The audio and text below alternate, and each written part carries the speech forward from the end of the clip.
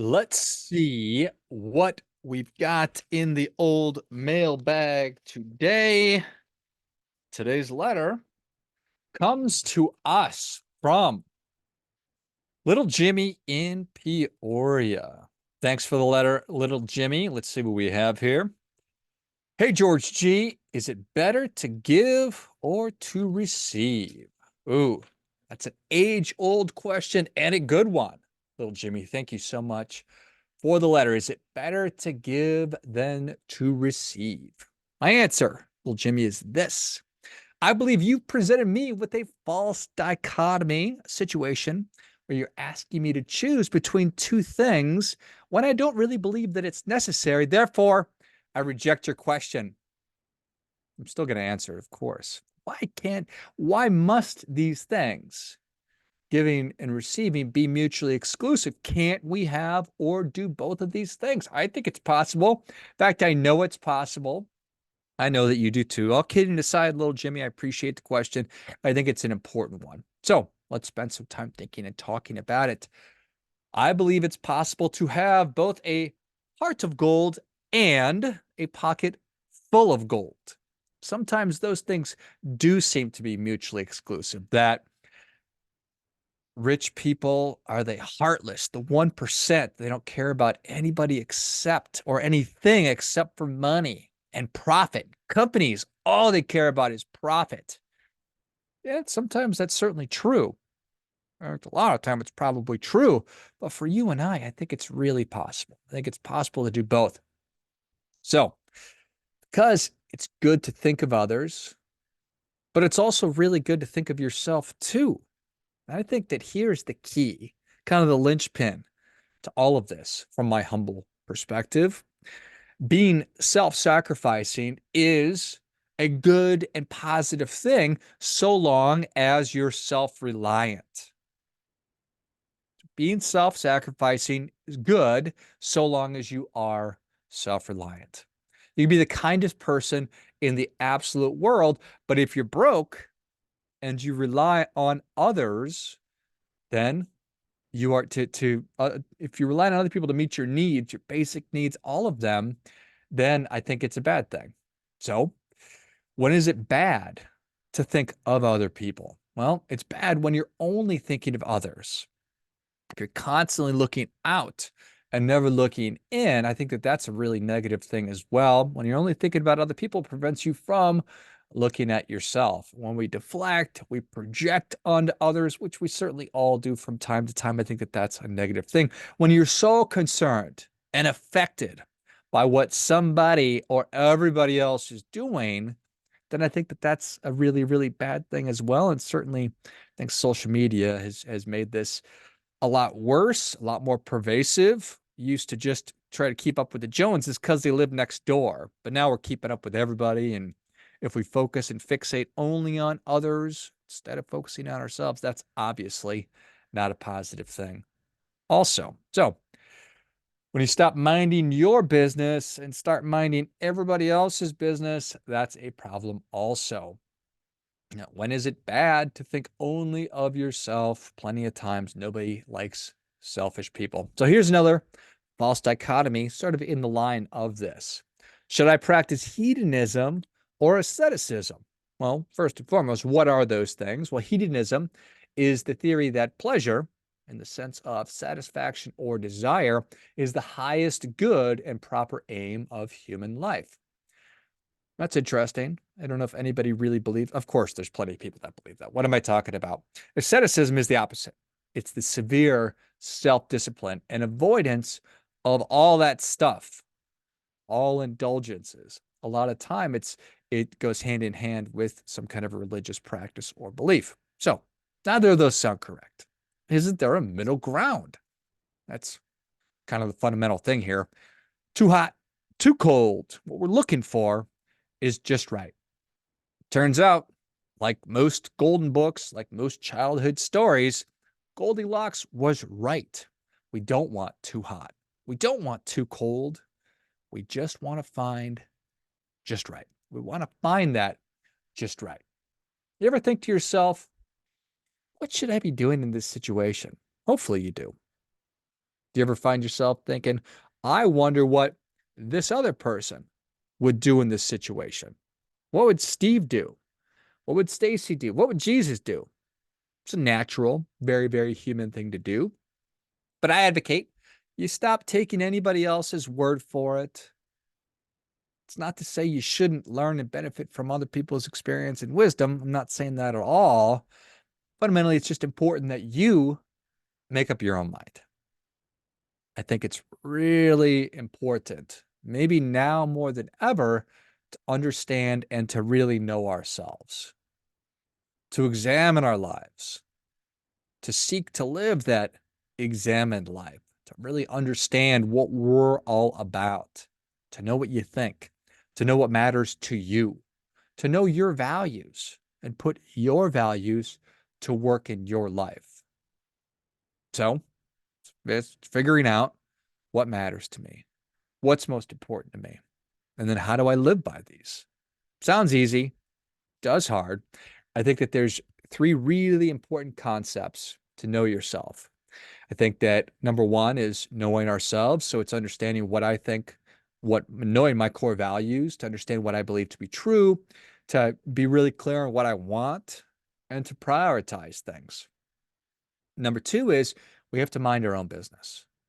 We need to stop worrying so much about what everybody else is doing and put our blinders on to focus on what we need to do in service of those things that we want. And then three, and maybe this should be one, but not in any particular order, to put and to pay ourselves first. Pay to put ourselves first. You've heard that before. You've heard pay yourself first. It's the golden rule of personal finance. If you're in the habit of paying everybody else first, you will get to the end of the month and there will be no money left over for you. Too often, you will get to about 3/4 of the way, 2/3 of the way through the month. You'll get a long way through the month and you will run out of money. You will have more month than money. You will be living paycheck to paycheck. You will be broke. It will be an unhappy place, lousy place to be. So, same thing goes for every other aspect of our health, certainly our financial health. We got to pay ourselves first, put our family, our loved ones ahead of everybody else. It's exactly where they should be. But we also need to prioritize our mental health, our physical health, the health of our relationships and our loved ones, and our spiritual health as well. So we need to put those things first. Otherwise, we're showing up less than we ought to be. The world needs you at or as close to 100%, operating optimally in every aspect of life that you possibly can. I don't know, there's going to be some days, lots of days where you're not feeling good, you're not feeling totally like doing it. We still do it anyway. But what do I need to do to make sure that I am physically strong, mentally strong, emotionally strong, financially strong? That's really what I'm interested in talking to you about today, so that we can be selfless. But to be selfless, we need to be selfish, self-reliant, so that we're in a position to actually help other people. Okay, so how do we do it? How do we strike that balance and find our just right? Well, Thomas Sowell famously and wisely said that there are no solutions, there are only trade-offs.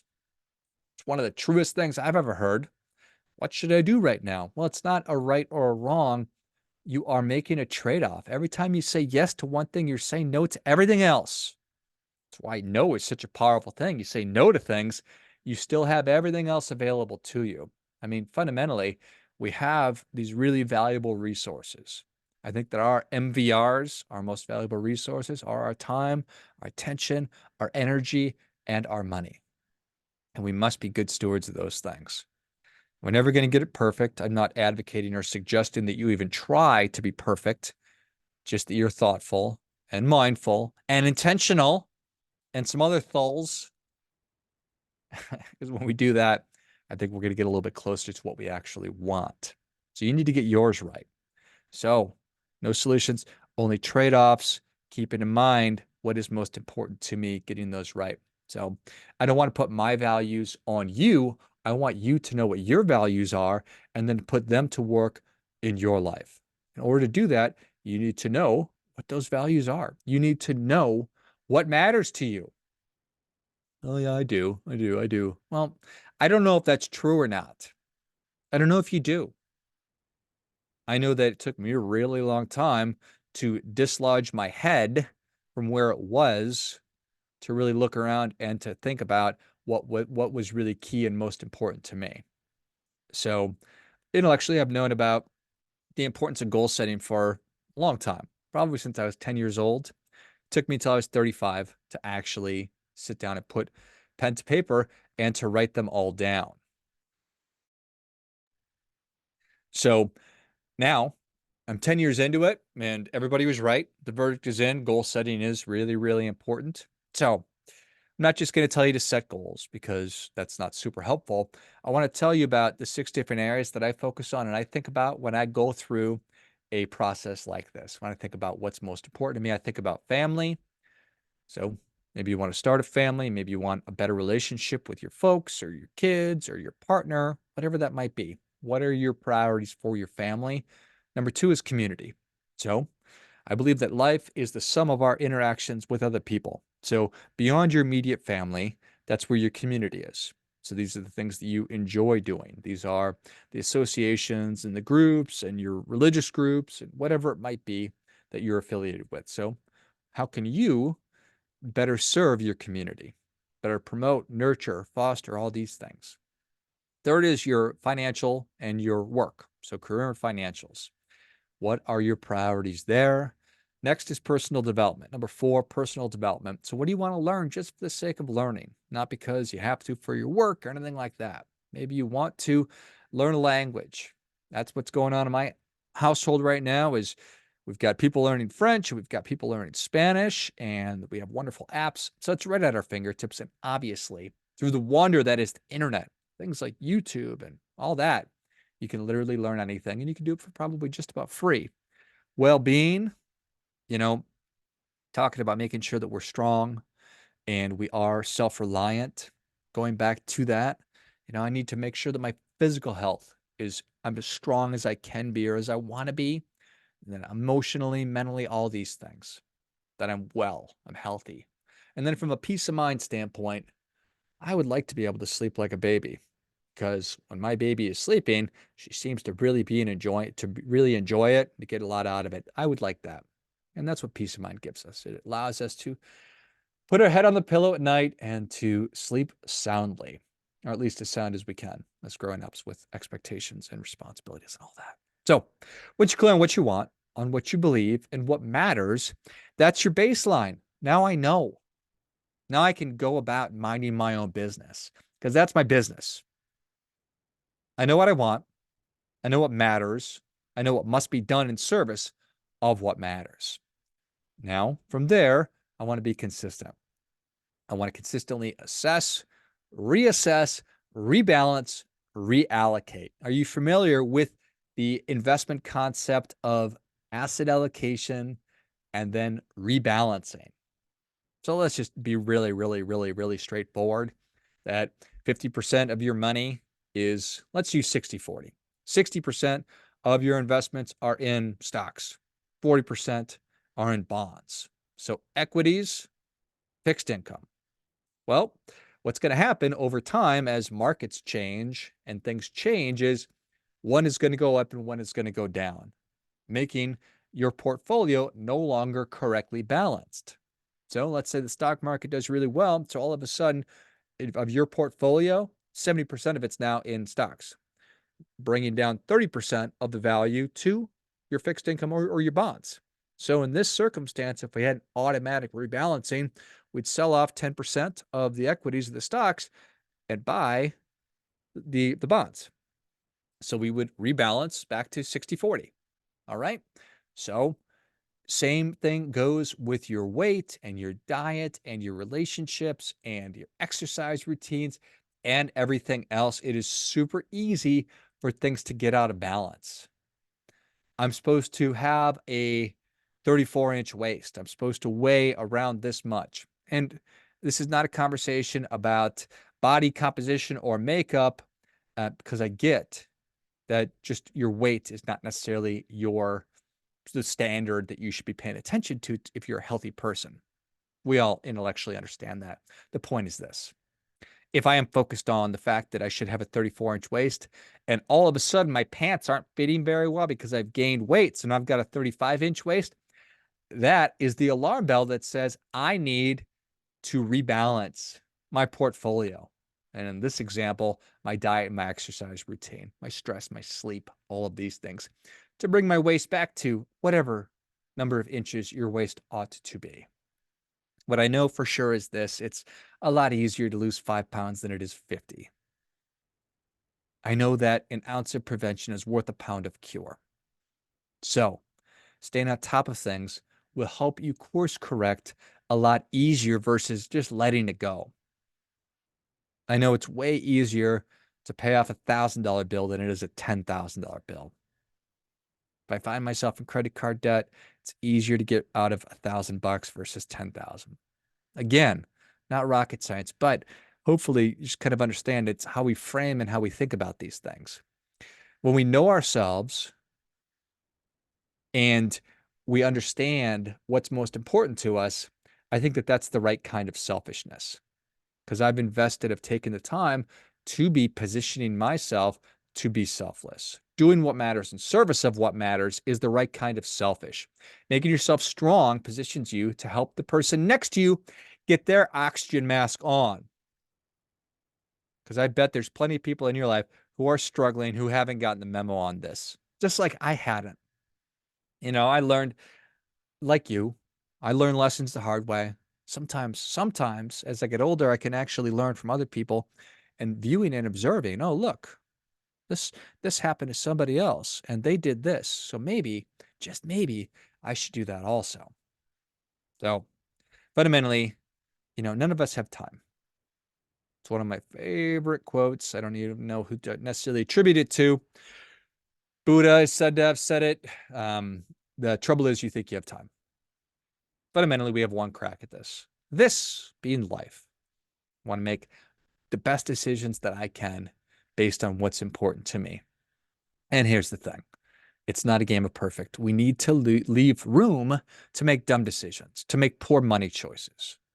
It's like when I eat ice cream, as I will, probably on Friday or Saturday, I'm not going to beat myself up over it because I leave wiggle room. I'm not an I'm not a practicer. I do not believe in asceticism.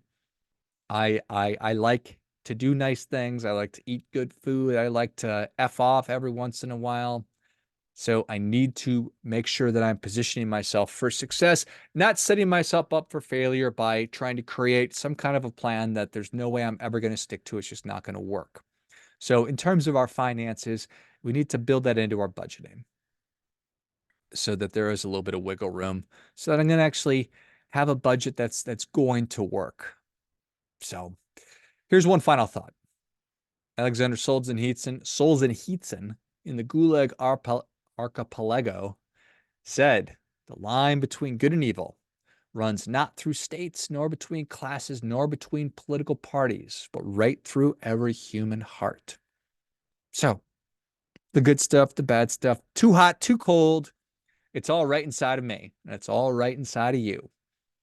Fallibility is a feature, not a bug.